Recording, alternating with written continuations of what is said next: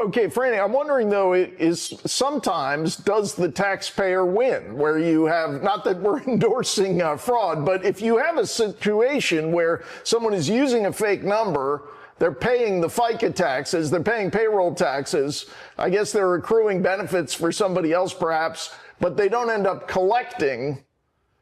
Isn't it possibly a win for the taxpayer, or do they typically end up collecting and defrauding the government?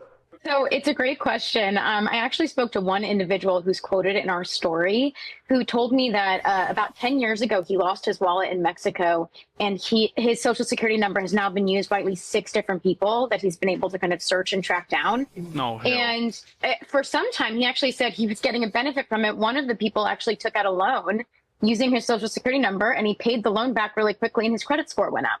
And he said, well, he's kind of like laughing about it, saying, well, at the very least, I had that small benefit. But then this year, the same guy, he went to go get his tax return, and now he's being told by the IRS that it's going to take months and months and months for him to get that $2,800 return back because, there are all these issues now with his identity that have been flagged. Madeline, so, yeah, sorry. You might see these small benefits, but no worries. Well, we're almost out of time, but Madeline, really quick, just because I want to pick up on something that you said earlier, what can these companies do? Because I know that these companies are just processing these applications, these job applications, but if they suspect fraud is happening within their company, is there a path forward to make sure that this stops happening? Yes, well, it's really twofold, Cheryl. Cheryl, the employers can use the E-Verify system through the government.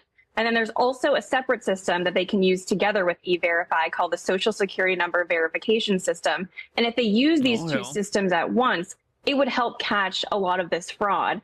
The only trouble is either employers are only using one system or they aren't using the systems at all, and that's where they get in trouble. The other side to this is if the Trump administration would consider resuming sending out what they call no-match letters to employers, which tell employers when there are discrepancies between their employee's name and their social security numbers on paperwork. And unfortunately, the Obama administrations and the Biden administration stopped this practice.